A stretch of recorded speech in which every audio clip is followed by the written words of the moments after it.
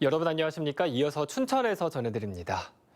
강원도의 코로나19 신규 확진자가 최근 나흘간 38명 발생했습니다. 강원도에 따르면 코로나19 확진자는 지난 8일 6명, 지난 9일 20명, 어제 11명 등 모두 37명입니다. 지역별로는 원주가 20명, 강릉 6명, 동해 5명, 춘천 4명, 속초와 철원 1명 등입니다. 오늘 아침에는 춘천 184번 확진자가 나와 강원도의 누적 확진자는 1,451명으로 늘었습니다. 이 중 코로나19 사망자는 20명으로 늘었습니다. 강원도의 수도 요금이 전국에서 가장 비싼 것으로 나타났습니다.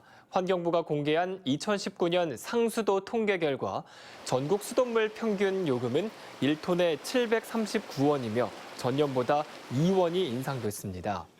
지역별로는 강원도가 1,021원으로 수도 요금이 가장 비쌌습니다. 특히 대전이 548원, 서울 569원에 비해 2배가량 높은 요금을 내고 있습니다. 올해 강원도 전기자동차 보급 물량이 지난해의 2배 이상으로 늘어납니다. 강원도에 따르면 올해 전기자동차 보급 물량은 5,683세대로 787억 원을 투입합니다. 전기차 보조금은 승용차가 1,220만 원, 소형 화물 2,400만 원, 버스 1억 4,400만 원, 이륜차 189만 원입니다. 차량 구입과 보조금은 3월부터 저공해차 통합 누리집을 통해 신청하면 됩니다. 국민의당 강원도당은 논평을 내고 7,700억 원의 빚덩어리 알펜시아 공개 매각이 3차 입찰까지 유찰됐다며 마지막 4차 입찰에 사활을 걸라고 촉구했습니다. 국민의당은 강원도가 지난 10년 동안 수의 계약이 여러 차례 실패했는데 4차 매각 기회가 있음에도 벌써 수의 계약으로 전환할 생각부터 하고 있는 것은 너무 안이한 행정이라고 비판했습니다. 아울러 임기 내 마무리 짓겠다는 이유로 레고랜드처럼 터무니없게 불리한 주먹구구식 헐값 계약을 맺으면 안 된다고 강조했습니다.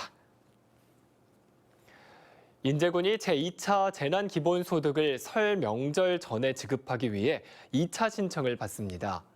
인제군은 지난해 5월 1인당 20만 원씩 1차 재난기본소득을 지급한 데 이어 2차 재난기본소득 10만 원을 지급하기로 하고 지난해 12월 21일부터 지난 4일까지 온 오프라인 신청 접수를 마쳤습니다.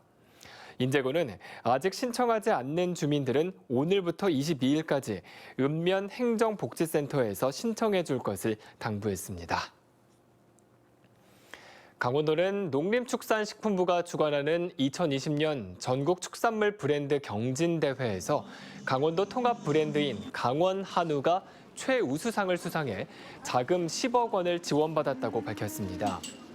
또 우수상의 홍천 늘푸름 한우, 장려상의 대관령 한우, 횡성 축협 한우가 명품 브랜드 인증, 백두대간 한돈이 돼지 부문 우수상을 수상해 36억 원의 인센티브 자금을 지원받았다고 덧붙였습니다.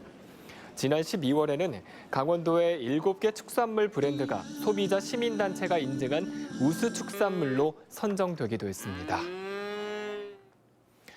홍천 지역의 예술인과 예술단체의 활동을 지원하는 2021년 문화예술 지원 사업을 공모합니다.